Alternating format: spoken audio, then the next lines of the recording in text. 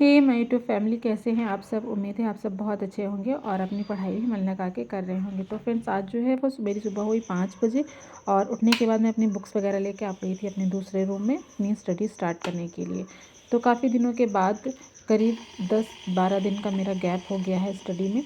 थोड़ा बहुत चलता था, लेकिन बीच में एकदम से गैप हो गया था, बिल्कुल पढ़ाई नहीं हो पा रही थी। जिससे मैंने चैलेंज भी जो लिया था कि मॉडर्न हिस्ट्री को मैं 20 डेज़ में कंप्लीट करूँगी, लेकिन वो मेरा चैलेंज फेल हो गया। तो अब मैं नेक्स्ट अपना फिर से अपनी स्टडी जो है वो स्टार्ट करी हूँ और फिर से अपना चैलेंज जो है वो भी स्टार्ट करी हूँ। तो अभी अप्रैल में करीब 20-22 दिन बचे हैं। तो बस यही मेरा टारगेट रहा है कि अब इस अप्रैल मंथ में मैं अपना जो है मॉडर्न हिस्ट्री कंप्लीट कर लूँगी। उसके बाद नेक्स्ट सब्जेक्ट जो है वो स्टार्ट करूँगी। तो फ़िलहाल मैंने अपने लिए पानी जो है वो गर्म कर लिया है और गर्म का पानी ले करके मैं आ गई हूँ अपनी स्टडी करने के लिए। तो थोड़ा सा गर्म पानी वगैरह पी लेने से ना नींद जो है वो खुल जाती है। सुबह सुबह पहले चाय पीना प्रेफर नहीं करती मैं, पहले पानी पीती हूँ। और चाय पीने से पहले मैं सोचती हूँ कि हाँ, करीब 2-3 गिलास पानी वो पी लूँ, उसके बाद फिर मैं चाय वगैरह पीती हूँ। तो चलिए फ़िलहाल मैं अपनी स्टडी जो है वो स्टार्ट करती हूँ। और आप लोग कैसे हैं, आपकी पढ़ाई कैसी चल रही है। अब जो है धीरे धीरे मैं भी अपनी स्टडी को रूटीन में ले आ रही हूँ। और अब बहुत ज़्यादा टाइम नहीं बचा है। जैसे कि हम लोग जब हमारा कैलेंडर आया था तो हम लोग यही सोचते थे कि हाँ, दिसंबर बहुत ज़्यादा टाइम है, बहुत ज़्यादा टाइम है और इतना लेट होगा एग्ज़ाम होने में। तो अब जो है लगता है कि हाँ, अब तो टाइम बचा ही नहीं है। और जिन भी लोगों को प्रिपरेशन करनी है, जो अभी स्टार्ट भी नहीं किए हैं, मेरे पास ये भी कमेंट था कि अभी मैं अगर अभी से स्टार्ट करूँ तो क्या मैं अपनी प्रिपरेशन जो है वो कंप्लीट कर सकती हूँ। तो बिल्कुल कर सकते हैं। देखिए, कुछ भी इम्पॉसिबल नहीं है, बस आपके अंदर जो है वो जुनून होना चाहिए, आपके अंदर वो डेडिकेशन होनी चाहिए कि आप कितनी डेडिकेशन के साथ कितने टाइम दे करके अपनी स्टडी जो है वो कर रहे हैं। अगर आप सिंगल हैं तो आपको बहुत अच्छा मतलब अपॉर्चुनिटी रहती है कि आपको ना तो कोई जिम्मेदारी है, ना कोई काम करना है, आपको बस पढ़ाई करनी है। खाना खाया, सोया, पढ़ाई किया, वही चीज़ें बस करनी होती है। लेकिन अगर आप एक हाउसवाइफ हैं और एक मदर हैं तो थोड़ा सा आपको हर चीज़ मैनेज करके करना पड़ता है। लेकिन करना है अगर तो आप कर सकते हैं। बहुत से लोग ऐसे सोचते हैं कि हाँ, नहीं, हम नहीं कर सकते हैं। तो उनके लिए सबसे बड़ा एग्जाम्पल है इस साल की 2024 की जो टॉपर रही हैं और प्लस रैंक 4 जो है वो भी मतलब कि एक हाउसवाइफ नहीं, वो तो वर्किंग वुमेन थी। और वर्किंग वुमेन रहते हुए भी उन्होंने जो है रैंक 4 हासिल की है। तो कुछ भी इम्पॉसिबल नहीं है अगर हम करना चाहें तो इसीलिए ये एक्सक्यूज़, हाँ, कभी कभी ऐसा होता है कि हमें टाइम नहीं मिल पाता है। हाँ, क्योंकि हमें हर चीज़ें मैनेज करनी पड़ती हैं, घर भी देखना है, रिलेटिव्स को भी देखना है, सारी चीज़ें देखनी है।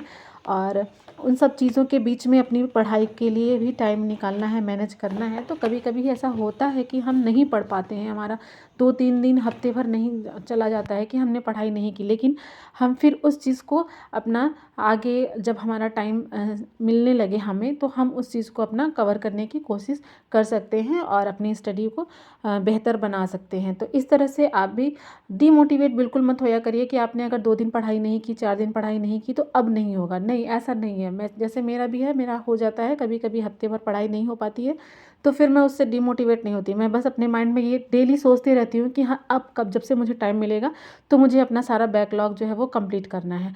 तो अब मेरी स्टडी जो है वो कंटिन्यू स्टार्ट हो गई है और मैं कोशिश करूँगी कि डेली स्टडी ब्लॉग अपना जो है वो अपलोड भी करूँ। उससे थोड़ी सी पढ़ाई में कंटिन्यूटी भी रहती है। और भले ही चाहे मुझे 2 ही घंटे टाइम मिलेगा, जिस दिन नहीं पढ़ने का टाइम मिला मैं 2 ही घंटे निकालूंगी अपनी स्टडी के लिए। लेकिन अब जब तक पीसीएस का एग्ज़ाम मैं दूंगी, मतलब कि 6 दिसंबर तक, मैं एक भी दिन ऐसा गैप नहीं करूँगी कि जिस दिन मैंने अपनी पढ़ाई ना की हो। और नहीं तो फिर वही बाद में रह जाएगा कि जब सिलेक्शन नहीं होगा, जब हमारा एग्ज़ाम क्वालिफाई नहीं होगा, तो बस वही बातें रह जाएंगी कि काश थोड़ा सा मेहनत कर लिए होते, काश ये कर लिए होते। तो उस काश को अपनी लाइफ में नहीं ले आना है। इसलिए अभी से ही अपनी जर्नी में लगना है। और भले ही 4 घंटे, 5 घंटे, 6 घंटे नहीं मिलेंगे, जिस दिन नहीं मिलेंगे उस दिन हम 2 घंटे ही पढ़ाई करेंगे, लेकिन करेंगे ज़रूर। ये सोच करके आप भी अपनी जर्नी स्टार्ट करिए। जिन भी लोगों को जो है बीच बीच में पढ़ाई जो है वो डिस्टर्ब हो जाती है, छूट जाती है, तो ये मत सोचते रहिए कि हाँ, रीस्टार्ट करेंगे, कल से करेंगे, परसों से करेंगे, ऐसा मत सोचिए और अपनी पढ़ाई को स्टार्ट कर दीजिए। ठीक है। तो मैंने अपनी पढ़ाई जो है वो करीब 1.5 घंटे की कर ली थी 7 बजे तक। उसके बाद मैंने बेटे को उठाया, उसको रेडी किया और उसका लंच वगैरह बनाया, क्योंकि उसके स्कूल जो है वो खुल गए हैं, नया सेशन स्टार्ट हो गया है, तो अब वो स्कूल भी जाने लगेगा, तो थोड़ा सा रूटीन भी अच्छे से बन जाएगी। तो यहाँ पे बेटा मेरा वो स्कूल चला जाएगा, उसके बाद मैं फिर अपना घर का सारा काम वगैरह करके फिर मैं आप लोगों से मिलती हूँ। और मेरे पास एक कमेंट था, तो आगे वीडियो में मैं उसी कमेंट का आंसर जो है आप लोगों को दूँगी। तो चलिए स्टार्ट। तो फ्रेंड्स, अभी मैं पढ़ने बैठी, अपना स्टडी का सेकंड स्लॉट करने आई थी और मैं कर रही थी करंट अफेयर। तो मुझे एक जो है कमेंट याद आया कि सिस्टर ने पूछा था कि सीसेट के लिए बुक दिखा दीजिए, कौन सी बुक से पढ़ते हैं। तो मैंने सीसेट के लिए कोई अलग से बुक नहीं जो है पढ़ा है, और नहीं मैं उसमें मतलब कोई बुक और मतलब प्रेफर करूँगी, क्योंकि मैंने पढ़ा ही नहीं, तो मैं क्या बताऊँगी।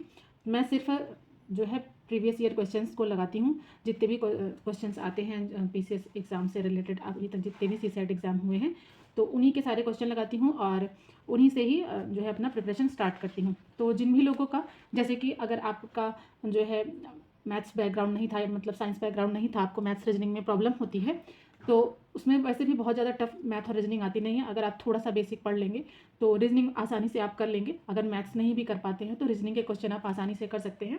लेकिन अगर उसके अलावा भी आप नहीं करना चाहते हैं कि अगर मैथ रीजनिंग ना हम पढ़ें और उसके बाद भी हम क्वालिफाई कर ले, तो ऐसा पॉसिबल है, हो सकता है, आप क्वालिफाई कर सकते हैं। उसके लिए आपको करना क्या है कि देखिए, हिंदी को आपको अच्छे से तैयार कर लेना है। हिंदी के क्वेश्चंस जो हैं कम से कम 20 क्वेश्चंस रहते हैं। 20 क्वेश्चन आपका हिंदी में रहता है, और जैसे कि आपको पता है कि सीसेट क्वालिफाइंग ही होता है, 33% ही आपको चाहिए होगा। तो आपको क्या करना है कि हिंदी के लिए आपको पढ़नी है, ये बुक है मेरे पास, ये आदित्य पब्लिकेशन की है, जो कि मैं ARO के लिए भी यहीं से पढ़ती हूँ और सीसेट के लिए भी मैं यहीं से पढ़ती हूँ। तो आप हिंदी पे अच्छी कमांड बना लीजिए और ऐसा करिए कि आपका हिंदी में एक भी क्वेश्चन गलत ना हो। तो हिंदी को आप अच्छे से पढ़ लीजिए, और उसमें आपका गद्यांश होता है एक, और जैसे कि हिंदी में आपका तत्सम तद्भव हो गया और विलोम शब्द हो गया, पर्यायवाची हो गया, तो ये सारी चीज़ें आपको अच्छे से पढ़ लेनी है ताकि आपका हिंदी का क्वेश्चन गलत ना हो। तो आप इस तरह से 15-20 क्वेश्चन आप इससे सही कर सकते हैं। फिर उसके बाद आता है आपका इंग्लिश का पोर्सन, और इंग्लिश के लिए जैसे मैंने कहा कि इंग्लिश में भी आप PYQ कर लेंगे तो आपका हो जाएगा, और बहुत ज़्यादा टफ नहीं रहता है इंग्लिश भी। तो आप इंग्लिश, हिंदी, और उसके बाद आता है आपका जो संप्रेषण वाला पोर्शन होता है। संप्रेषण के लिए भी आपको वही करना है कि आप कोई एक यूट्यूब चैनल फॉलो कर लीजिए जो जिनसे सीसेट की प्रिपरेशन होती है। मैं आपको पता करके फिर अगले वीडियो में बताऊंगी, क्योंकि मेरा संप्रेषण वाला पार्ट जो है वो थोड़ा सा वीक है।